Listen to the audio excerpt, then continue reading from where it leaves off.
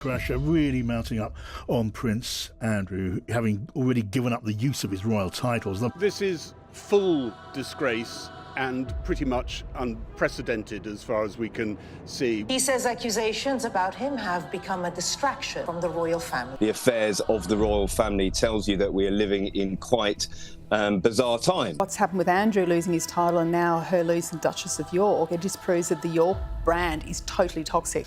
Andrew came under scrutiny over his contacts to convicted sex offender Jeffrey Epstein. For months, the palace has been trying desperately to move the spotlight away from Andrew Mountbatten Windsor. But just days ago, Andrew and Sarah Ferguson quietly stepped out together for the first time since the humiliation of losing their remaining royal titles and honours at their granddaughter's christening, followed by a very noticeable absence from what came next. Because while other family members went to the pub for relaxed celebration, Andrew and Sarah did not join them and left early, which has not gone unnoticed. What makes this situation genuinely explosive is how at the very moment they're trying to present a picture of dignity and normality, a new wave of deeply uncomfortable allegations about Andrew's behavior behind palace doors is circulating again, with stories of shouting and punishment rituals and staff reduced to tears and demands so bizarre that even long-serving royal aides were reportedly stunned. Why this is not ancient history resurfacing for no reason, but part of a much larger reckoning that the palace can no longer fully control. How a large part of this renewed scrutiny comes from Andrew Lownie's book entitled The Rise and Fall of the House of York, which even weeks after publication has not faded from conversation because allegations are backed up by people who were inside the system and witnessed Andrew's behavior firsthand. And the reason sources say Andrew was intensely preoccupied with hierarchy and obedience with staff, alleging he insisted on being bowed to whenever he entered a room, and if someone failed to do so correctly, he would reportedly say, "Let us try that again," before leaving and re-entering, forcing the ritual to be repeated in what was described not as playful, but as a form of control.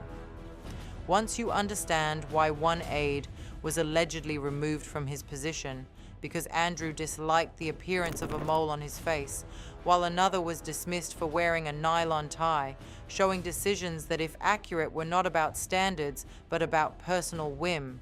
How staff described what they called humiliating daily demands, where Andrew allegedly required maids to climb 4 flights of stairs every morning to open his bedroom curtains, despite being physically capable of doing so himself, because it was about being served, not necessity. And what it means that the recent release of previously unseen photographs linked to Jeffrey Epstein showing Andrew, in Epstein's world, relaxed and familiar, and very much at ease in private settings, have reignited public anger because they reinforce a broader pattern. People believe they recognize of a man who, according to former staff, exercised control and demanded obedience and punished those beneath him, appearing entirely comfortable in environments where power and entitlement went unchecked. You'll realize the public is no longer separating the man seen in these photographs from the man described by former staff, because in many minds they are now the same person. And the question is not about public appearances or formal status, but about how power was exercised in private and how staff say they were treated, and why those accounts are resurfacing now alongside images that many find deeply uncomfortable. A carefully orchestrated attempt at damage control just backfired spectacularly, and the timing couldn't be worse for a royal family already struggling with public perception challenges. For months, Buckingham Palace has been working desperately to move media attention away from Andrew Mountbatten Windsor. The strategy was simple and straightforward. Fewer statements, fewer appearances, and the less said publicly, the better for everyone involved. And yet just days ago, Prince Andrew and Sarah Ferguson quietly stepped out together for the first time since experiencing the humiliation of losing their remaining royal titles and honours. There was no balcony appearance, no smiles for cameras, just a low-key presence at their granddaughter's christening ceremony. It was meant to be private, almost forgettable, a simple family moment that wouldn't attract significant attention. But instead, something else happened. A detail emerged that has absolutely not gone unnoticed by royal watchers and the media. While other family members went onto a local pub for a relaxed celebration after the christening, Andrew and Sarah did not join them. They left early, departing separately from the rest of the family. And that single detail has reignited scrutiny at precisely the moment the palace was hoping to present an image of dignity and normality. Because when a disgraced royal who has been stripped of titles suddenly reappears in public, people naturally look closer. They ask questions. They revisit allegations that never truly went away despite palace efforts to bury them. At the very moment Andrew and Sarah are attempting to project stability, a new wave of deeply uncomfortable allegations about Andrew's behavior behind palace doors is circulating again with renewed intensity. These are stories of shouting matches, punishment rituals, staff members reduced to tears, and demands so bizarre that even long-serving royal aides who had seen plenty over the years were reportedly stunned by what they witnessed. This is not ancient history randomly resurfacing for no apparent reason. It represents part of a much larger reckoning that the palace can no longer fully control or suppress through traditional methods. That recent appearance was strategically meant to be quiet, private, almost forgettable in the news cycle, but instead, it has reignited scrutiny in ways the palace clearly didn't anticipate. Because when you're a disgraced royal who has been systematically stripped of titles and you suddenly reappear in public, people look closer. They ask harder questions, and they revisit the allegations that never truly disappeared despite being pushed out of headlines. The layers of duplicity and shallowness, this is a new low. So damaging about this email is that it actually highlights the cynicism in which she's approached this. And this is largely due to leaked emails that have come from Ghislaine Maxwell. It's the loss of the privilege that goes along with a royal title. That's really the most significant one, is the loss of his home. So there is a no-holds-barred, warts-and-all tell-all story waiting to be shared with the world. A large part of this renewed scrutiny and public conversation comes directly from Andrew Lownie's book entitled The Rise and Fall of the House of York. Even weeks after publication, it has not faded from public discourse or media discussion, largely because the allegations contained within are backed up by people who were actually inside the royal system and witnessed Andrew's behavior firsthand over extended periods. According to Lownie's extensively researched account, Prince Andrew was intensely preoccupied with hierarchy and obedience in ways that went far beyond normal royal protocol. Staff members alleged that he insisted on being bowed to whenever he entered any room. If someone failed to bow correctly or quickly enough, he would reportedly stop, say clearly, "Let us try that again," then leave the room and re-enter, forcing the ritual to be repeated until it met his satisfaction. Sources who witnessed this behavior say it was not playful or lighthearted in any way. It was described as a deliberate form of control, a way of constantly reminding staff of their subordinate position. The book also details Andrew's alleged temper when protocol was not followed to the absolute letter of his expectations. Lownie even claims that Andrew often had to be physically restrained during furious arguments with ex-wife Fergie, suggesting a pattern of volatility behind closed doors. Other claims documented in the book are even harder to dismiss as momentary lapses in judgment or bad days. One aide was allegedly removed from his position, specifically because Andrew disliked the appearance of a mole on the aide's face. Another staff member was reportedly dismissed for the offense of wearing a nylon tie rather than silk. These decisions, if accurate accounts, were not about maintaining professional standards or upholding royal tradition. They were about personal whim and exercising arbitrary power over subordinates. Staff members also described what they characterized as humiliating daily demands that served no practical purpose. Andrew allegedly required maids to climb 4 flights of stairs every single morning to open his bedroom curtains, despite being perfectly physically capable of performing this simple task himself. It wasn't about necessity or physical limitation. It was about being served, about making staff demonstrate their subservience through pointless tasks. Then there are incidents that sound almost surreal when described. A television technician was allegedly summoned late at night to explain how a television remote control worked, something any adult could reasonably figure out. Police protection officers, highly trained professionals funded by taxpayers, were allegedly tasked with collecting Andrew's used golf balls after rounds, or even finding women for him. These weren't casual household helpers. They were highly trained security officers whose job was meant to be protection, not personal service. What makes all of this especially uncomfortable and raises serious questions is the timing and the discrepancy in how different allegations get handled. When allegations about Meghan Markle's treatment of staff emerged years ago, Buckingham Palace launched a formal investigation almost immediately. The process was public, serious, and treated as requiring institutional response. At the same time, insiders say the palace quietly braced itself for historic complaints about Andrew to surface. According to Lownie, there was genuine fear among palace staff that long-standing allegations of bullying and use of profanity would emerge publicly. They never did in any official capacity through formal channels, and that institutional discrepancy continues to raise serious eyebrows among observers who notice how different royals get treated differently. Today, Prince Andrew's position within the royal family has weakened even further than it was previously. He no longer uses royal titles in any official capacity. He carries no official role or responsibilities. And sources close to the situation say King Charles has reached the absolute end of his patience with his younger brother.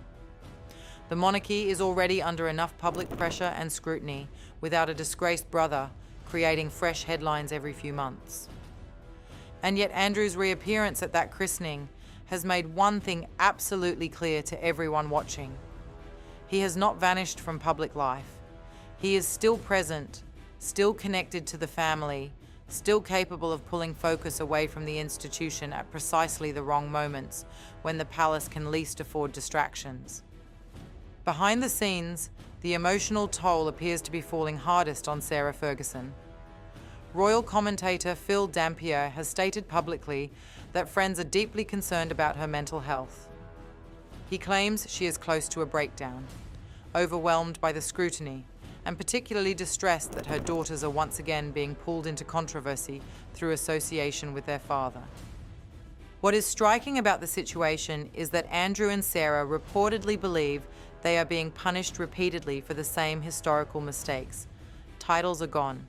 Reputation is damaged beyond any realistic repair. And still the stories continue circulating and new allegations keep surfacing. But from the palace's institutional point of view, this is not about punishment or vendetta. It is about containment and damage control in an era of unprecedented media scrutiny. As the year draws to a close, there is little appetite within Buckingham Palace for further scandal. Christmas is approaching, a time when the royal family traditionally presents unity. Public trust is fragile after multiple controversies, and every fresh allegation, every resurfaced story, lands harder than the last because it builds on previous damage. And that institutional context matters even more now because of the recent release of previously unseen photographs linked to Jeffrey Epstein. These images, which have circulated again in recent weeks, show Andrew in Epstein's world, looking relaxed, familiar, and very much at ease in private settings that many members of the public find deeply unsettling, given what is now publicly known about Epstein's criminal activities.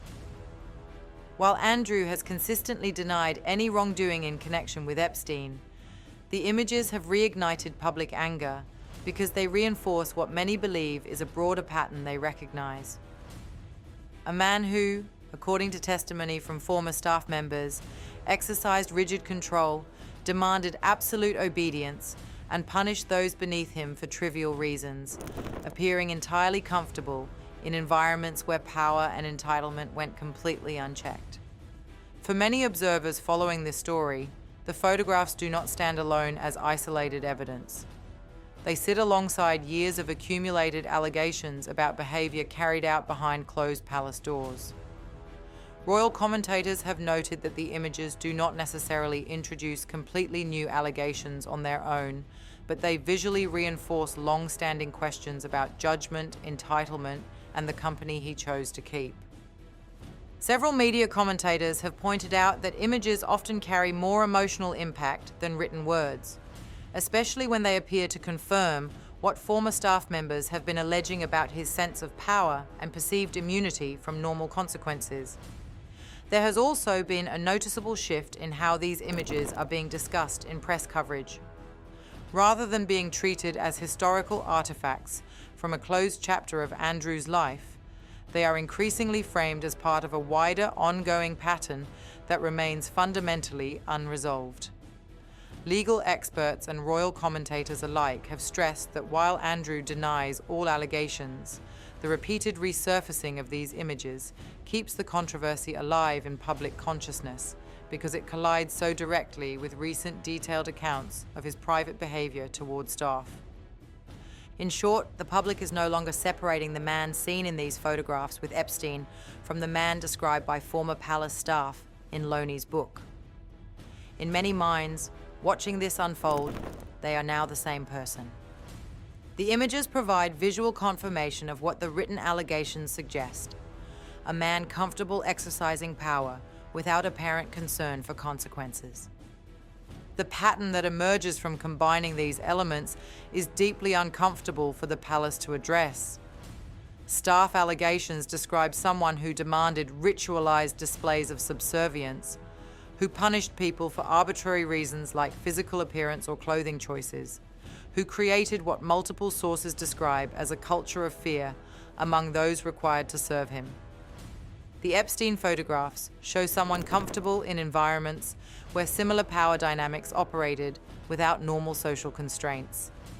And the recent public appearance shows someone who, despite losing titles and official status, remains connected to the institution and capable of generating headlines the palace desperately wants to avoid. What makes this particularly challenging for King Charles is that traditional royal strategies for managing scandal don't work as effectively in the modern media environment.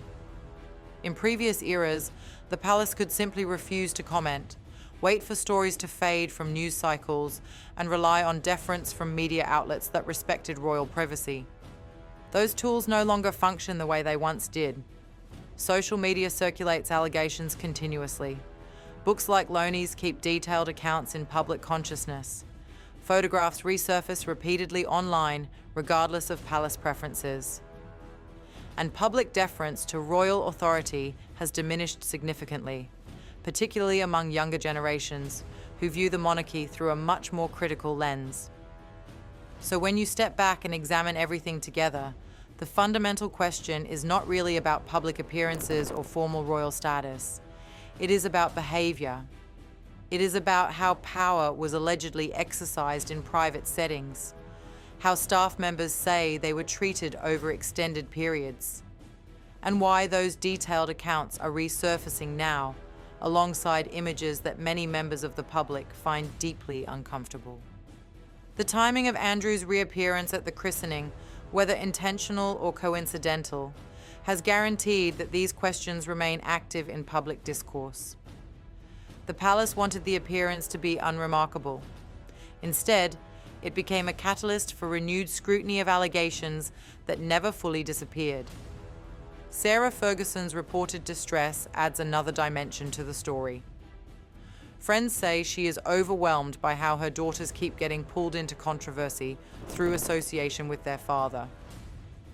The emotional toll on family members who are not directly involved in the alleged behavior creates sympathy in some quarters, while others argue that continued association with Andrew represents a choice with predictable consequences. The institutional challenge for King Charles is navigating between family loyalty and institutional protection. Andrew is his brother, but he is also a source of ongoing reputational damage to the monarchy at a time when public support cannot be taken for granted. Finding the balance between those competing considerations while managing active scandals has proven extraordinarily difficult.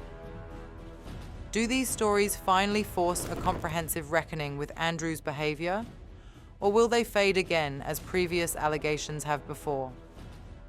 The answer may depend on whether new information emerges, how aggressively media outlets pursue the story, and whether any formal legal processes develop from the allegations. What seems clear is that the palace's preferred strategy of quiet containment is not working as effectively as hoped. Each attempt to present normalcy gets undermined by resurfacing allegations. Each public appearance generates renewed scrutiny rather than acceptance. And the combination of staff testimony and photographic evidence creates a narrative that proves very difficult to counter without directly addressing specific allegations, which the palace shows no indication of doing. That's it for today, folks. See you in the next video.